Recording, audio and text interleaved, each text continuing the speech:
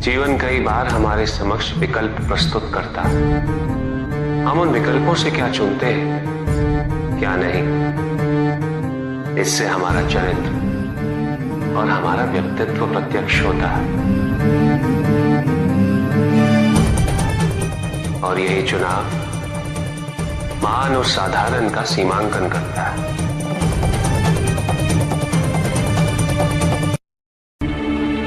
किसी के उत्थान का आधार नहीं बन सकता। उत्थान तो व्यक्तिगत होता, आंतरिक होता। जब किसी समाज में प्रत्येक व्यक्ति इस आंतरिक उत्थान के लिए अग्रसर, तभी समाज में परिवर्तन वास्तविक रूप से संभव है। किसी को यह दुख है कि उसके पास कुछ भी नहीं, और जिसके पास सब कुछ, उसे ये दुख है कि पाने को कुछ शेष नहीं। सुख को हम स्वयं अपने दृष्टिकोण से परिभाषित कर देते हैं, जबकि वास्तविकता इससे भिन्न है। इसलिए आवश्यकता है अनासक्त रहने की। जो अपने स्वार्थ हेतु वनस्पति और जीव जंतुओं का शोषण करे, वो कैसा मनुष्य? जो तुम कर रहे हो वो प्रकृति पर अत्याचार है, और अत्याचारी सदैव अत्याचारी ही होता है। अपनी प्राकृतिक संपदा की रक्षा करना प्रत्येक मनुष्य का उत्तरदायित्व है। शक्तिशाली बनना अत्यंत कठिन है, किंतु उससे भी कठिन होता है शक्तिशाली बने रहना। और इसके लिए आवश्यक है कि हम शक्तियों से प्राप्त हुए उत्तरदायित्व का सम्मान करें।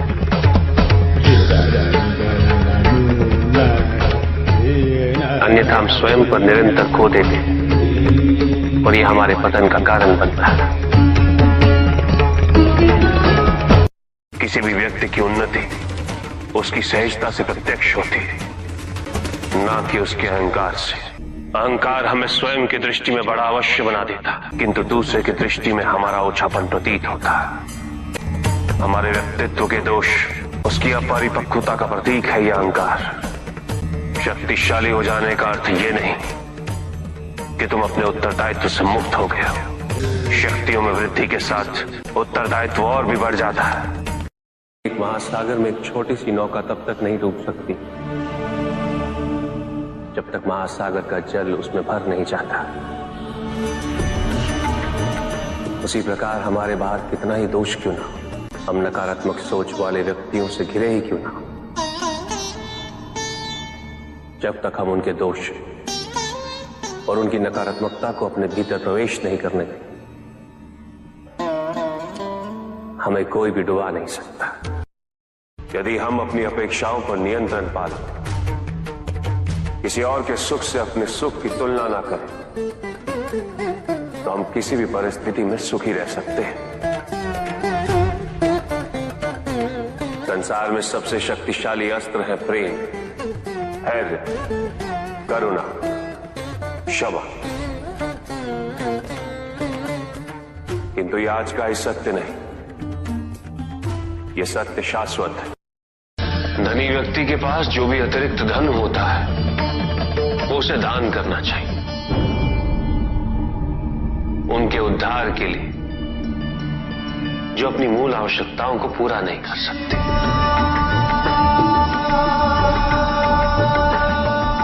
ऐसा करने से संसार में समानता होगी, द्वेष नहीं होगा, सद्भावना बनी रहेगी। माता पिता ही एक संतान को जन्म देते, वही सच्चे सृजन करता।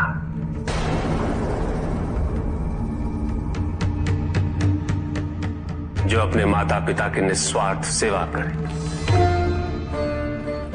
जो सच्चे मन से उनकी श्रद्धा रखता,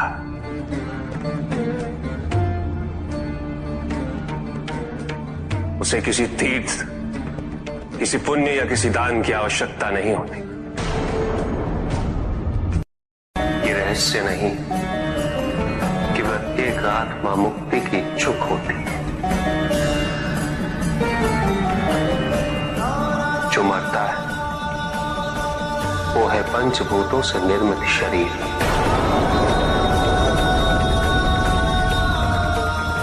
किंतु आत्मा तो अजर है, अमर है।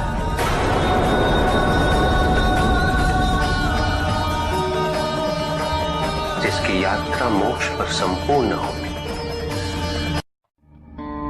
आत्मज्ञान का अमृत प्राप्त करने हेतु हलाल समान कष्ट व पीड़ा को सहना अनिवार्य है।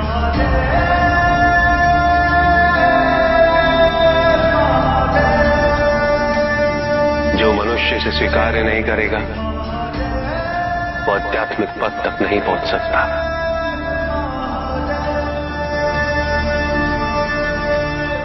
इसे स्वीकार्य किए बिना मनुष्य आध्यात्म पथ पर कभी सफल नहीं हो सकता।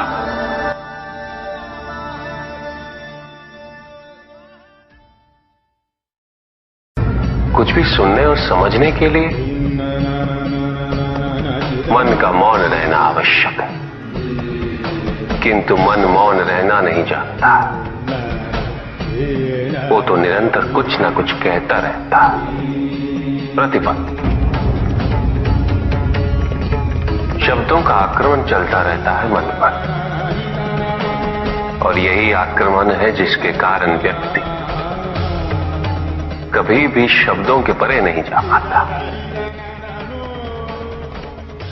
जहां जीवन की सत्यता का उसकी प्रतीक्षा कर रहा होता, किंतु भक्ति में परिवर्तन क्यों? संदेह,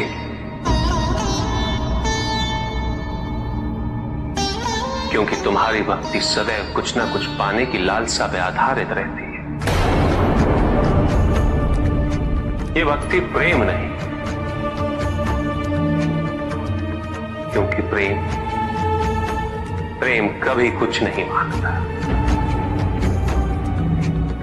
केवल देता है बिना किसी प्रतिबंध के।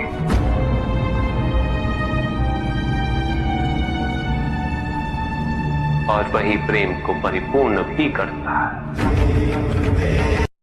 कि क्या उचित है और क्या अनुचित, ये तो प्रकृति में आदिकाल से ही निहित है। ये नियम तो केवल सृष्टि के नियम है, और प्रत्येक व्यक्ति के कर्म उसका परिणाम निर्धारित करते हैं। व्यक्ति के अपने कर्म उसके उत्थान या उसके पतन के निर्णायक होते हैं। सुख आंतरिक होता है, संतोष आंतरिक होता है। उन्हें बाहरी तत्वों से रेखांकित और परिभाषित नहीं किया जा सकता, आकार से नहीं पाया जा सकता। आकार के आधार पर केवल अहंकार ही उत्पन्न होता है, क्योंकि आकार से तुलना करने का संदर्भ प्राप्त हो जाता है। यदि तुम्हारा आकार छोटा है तो तुमसे भी छोटा कोई ना कोई अवश्य होगा, और यदि उसी प्रकार तुम विशाल हो तो तुमसे भी विशाल इस संसार में कोई ना कोई अवश्य होगा। इसीलिए शरीर या आकार की तुलना करना कभी भी शाश्वत सुख का आधार नहीं बन सकता। एक संतान तो परमात्मा का ही अंश होती है, इसलिए पुत्र और पुत्री में भेद करना उचित नहीं। किंतु तब भी कुछ व्यक्ति ऐसी मूर्खता कर बैठते क्योंकि वो कन्या की महिमा से अपरिचित है, क्योंकि वो ये समझ ही नहीं पाते कि कन्या का सम्मान करना प्रत्येक व्यक्ति का धर्म है, क्योंकि कन्या जीवनदायिनी है, वो जननी है, और जननी तो केवल सत्कार के योग्य होती है, उपेक्षा की नहीं, उसका तिरस्कार नहीं किया जाता। ना ही स्वर्ग नर्क का उत्थान है और ना ही नर्क स्वर्ग का पतन।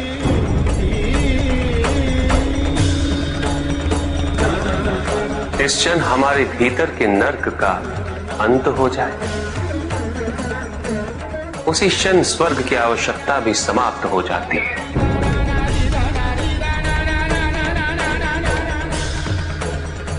क्योंकि स्वर्ग तो केवल नर्क के कष्ट भोगने वाले का स्वप्न है, अभिलाषा है।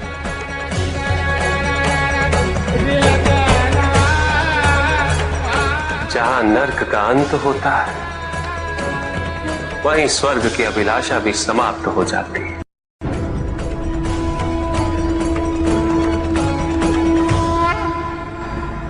और जहां स्वर्ग और नर्क का भेद ही मिट जाए, वही अवस्था मुक्ति, मोक्ष।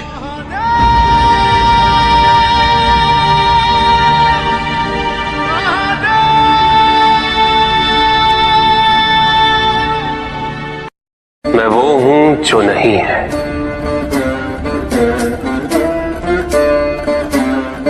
जो नहीं है वो मैं हूं।